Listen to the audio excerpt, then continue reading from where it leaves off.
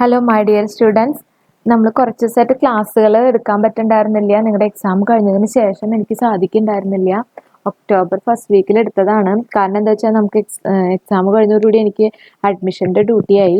അപ്പോൾ നമ്മൾ അന്ന് പഠിച്ചിരുന്ന ഭാഗം എന്ന് പറയുന്നത് അപ്ലിക്കേഷൻസ് ഓഫ് ഇ കോമേഴ്സ് ആണ്. ഇ കോമേഴ്സിൻ്റെ 1, 2, 3 പാർട്ട് നമ്മൾ എടുത്തു. 4, 5, 6 ഇനി എടുക്കാനുള്ളത്. ഓക്കെ, നമുക്ക് ക്ലാസ്സിലേക്ക് കടക്കാം. CD-ROM based shopping. നമ്മൾ ആപ്ലിക്കേഷൻസ് ഓഫ് ഇ കോമേഴ്സിലെ 4ാമത് വരുന്നത് CD-ROM ബേസ്ഡ് ഷോപ്പിംഗ് ആണ്. CD-ROM ബേസ്ഡ് ഷോപ്പിംഗ് എന്നതുകൊണ്ട് ഉദ്ദേശിക്കുന്നത് നമ്മൾ കാറ്റലോഗ് നമ്മൾ പേപ്പർ കാറ്റലോഗിനേക്കാൾ സൗണ്ട്സും ഫോട്ടോസും ഫുൾ മോഷൻസും ഒക്കെയുള്ള വീഡിയോ ആയിട്ടുള്ള ആ രീതിയിൽ കാറ്റലോഗ്സ് ഉണ്ടാക്കുക. അപ്പോൾ നമുക്കൊരു പ്രൊഡക്റ്റ് ഓർഡർ ചെയ്യുന്ന സമയത്ത് ഇതിനെ കുറിച്ചിട്ട് വ്യക്തമായിട്ട് പിക്ചറൈസേഷനും അതുപോലെ സൗണ്ടിലും ഫോട്ടോസും മോഷൻസും ഒക്കെ വെക്കുന്നത് കൊണ്ട് വളരെ ഉപകാരപ്രദമായിട്ട് സാധിക്കും എന്നുള്ളതാണ്.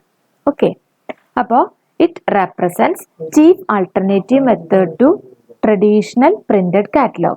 The CD-ROM catalog are very cheap compared to paper catalog.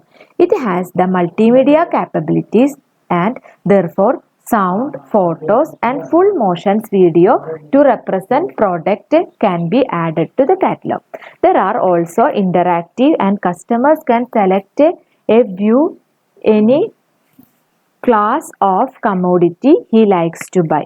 This method is cost effective, usually superior to the same time and not free from drawback. അപ്പോൾ കോസ്റ്റ് എഫക്റ്റീവ് ആണ്, അതുകൊണ്ട് തന്നെ വിഷ്വലി നമുക്ക് നന്നായിട്ട് കാണാൻ സാധിക്കുന്നത് കൊണ്ട് തന്നെ നമുക്ക് ഒരുപാട് ഡ്രോബാക്സ് ഒഴിവാക്കാനായിട്ട് സാധിക്കും. പ്രൊഡക്റ്റിനെ കുറിച്ചിട്ട് കംപ്ലീറ്റ് കാര്യങ്ങൾ നമുക്ക് മനസ്സിലാകും.